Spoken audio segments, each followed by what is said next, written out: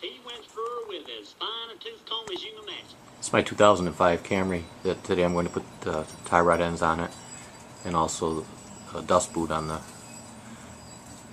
right side inner tie rod end on the rack. The dust boot is deteriorated, and it's letting moisture in there on the tie rod end, so I'm going to take care of that.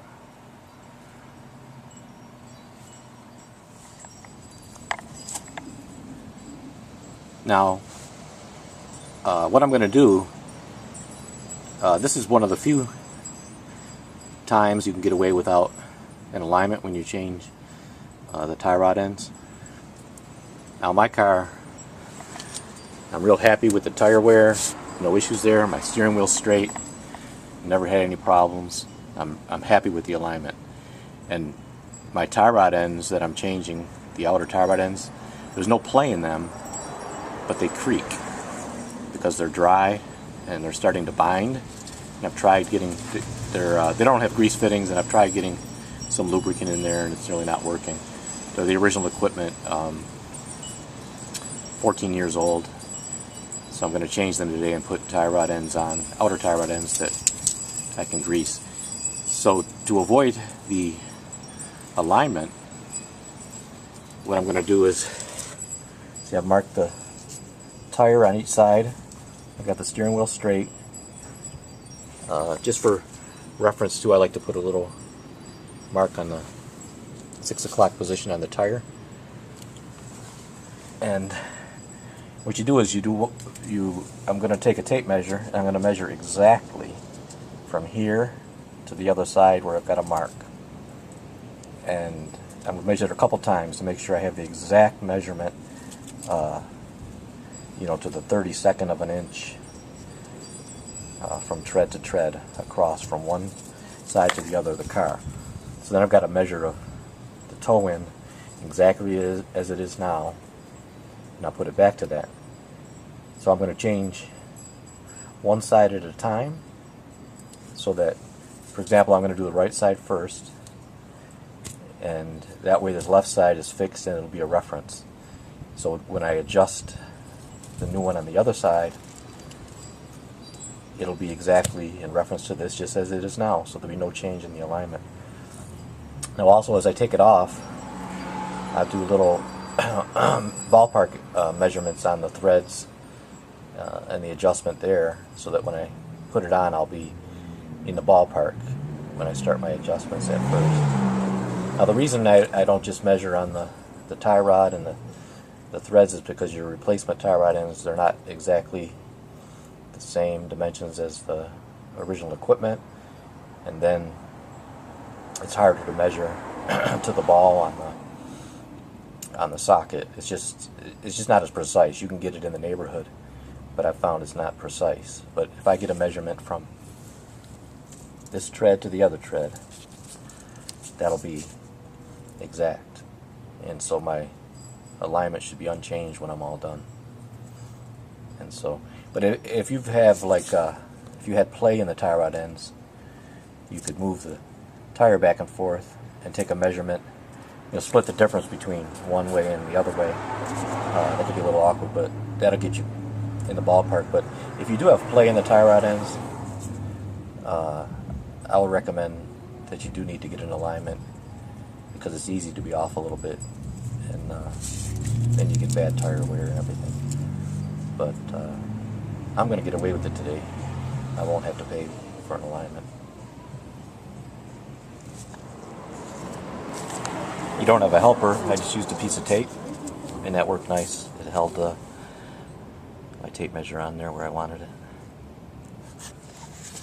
Now here's the boot that's been really completely deteriorated here. That kind of unusual, but the only thing I can figure is from like the heavy road salt maybe over the years. It is 14 years old. I live in a high salt area, but there's never been any torch up in here for heat. There's no battery up there for acid. and the rack's not leaking. So today I'm gonna change this boot when I change the outer tie rod in. So I'll have to take the nut off all the way to be able to slide the new boot on. So I picked up a pair of these steering rack inner tie rod and dust boots on eBay that fit a number of different Japanese cars. $17 for a pair. I'm just going to use the one because my boot on the other side's fine. I'll change the one. So basically they're trying to sell me a $1,200 steering rack job, and it's just costing me $17.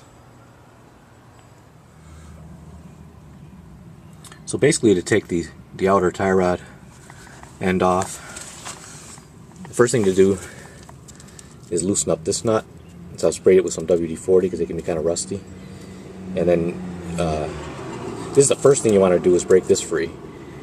Well, because it can be tight, you're going to need the leverage to keep your the outer end connected. And after that,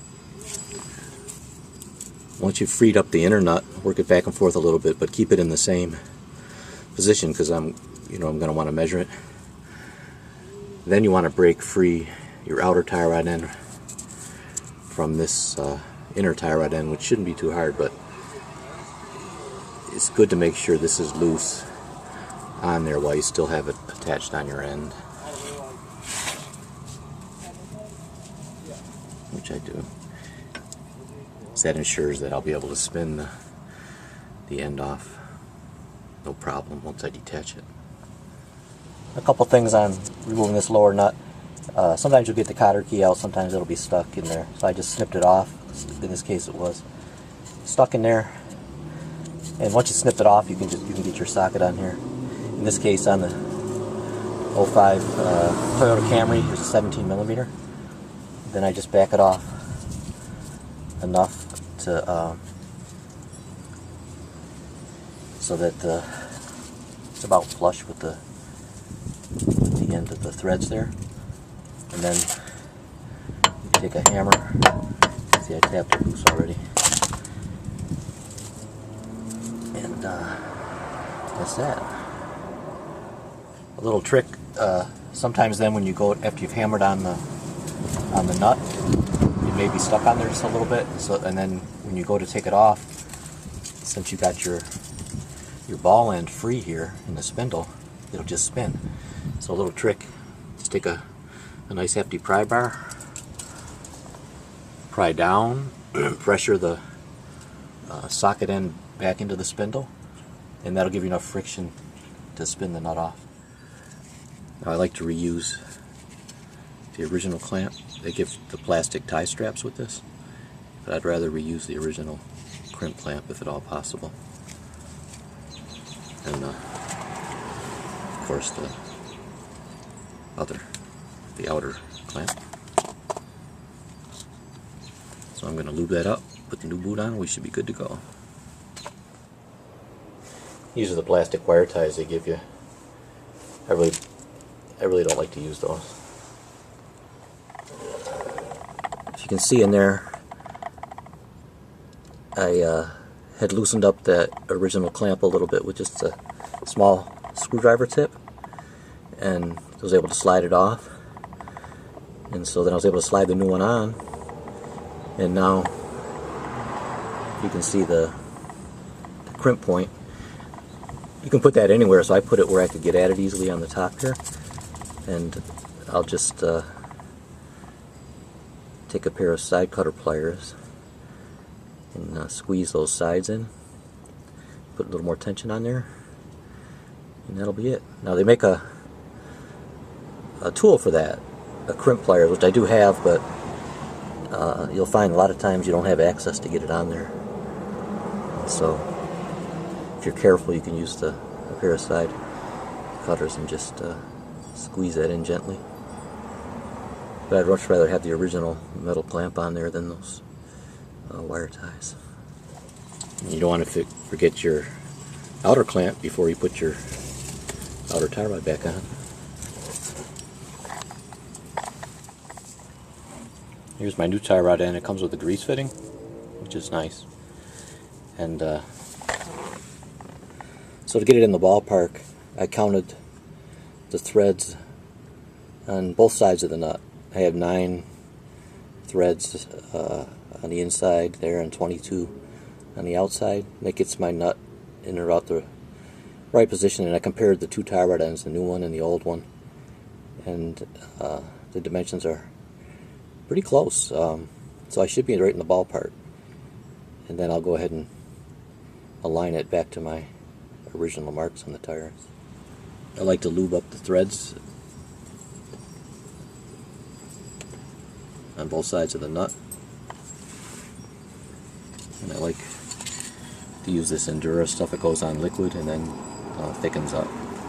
I really like this stuff because it'll stay on there and the weather won't wash it away. So later, if I need to work in here, changing one of the tie rod ends, the inner or the outer, or alignment needs to be done, this nut won't be seized. But up in this western New York where they use a lot of salt, you know, these tend to rust on there. Nothing like a little heat wouldn't free up, but I like to keep it all free if at all possible. I'll show you my measurement here. My original measurement, it was 5 feet and 1/16 exactly to this tread here. Now you'll notice I've got a little more than a 1/16 under 5 feet. So I've got a little more than 1/8 of an inch too much toe in. So it's hard to show, but I'm going to go on the other side where I put the tie rod end on, and I'm going to adjust it a little bit, take a little bit more of the toe in out of it, and then I'll come back and recheck it. Then after I get it dialed into exactly where it was originally, the 5 feet was exactly 5 feet and 1/16. When I get it there, I'll very carefully snug up the nut without moving the adjustment any, then recheck it again, and then if it's still correct, sometimes it'll move a little bit on you, then I'll snug up the lock nut very firmly, my final snugging up, and then I'll even check it again, because sometimes when you do that final snugging you might move it a little bit, and if you do, you just got to play with a little bit, back it off, adjust it again, and dial it in.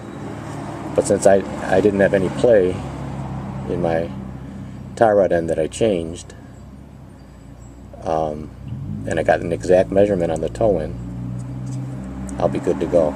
I'll have it back in exactly the same position from which I took it off. And again, as I mentioned, I was happy with my original alignment. As you can see, the tires are in good shape. They're wearing well, and my steering wheel is straight. So I've saved the money on getting a front end alignment. And again, just for emphasis, if you had play in the original parts, it will be impossible to get as precise a measurement as I was getting here. And that's why in most cases, as is recommended, you'll need to have it put on an alignment machine so they can adjust the toe in correctly. And that way you'll protect your tires, and you'll know everything is good. Because it doesn't take much for these to be off a significant amount. You know, when you go and change that part, you may eyeball it, you may count the threads, but it's likely still going to be off. Okay, here we are. I've made my adjustments, snugged up my nut on the lock nut on the outer tie rod end. As you see, I've got 5 feet and 1/16. So I'm good to go. Everything should be right back where I started from. And if you were going to change the tire rod end on the other side now, you can use the other side for a reference. You know, when you take this tire off and work on it and put everything back, since you'll know your other side is fixed. But you can't do them both at the same time because you need to maintain your known good reference one side or the other. He went through with as fine a tooth comb as you can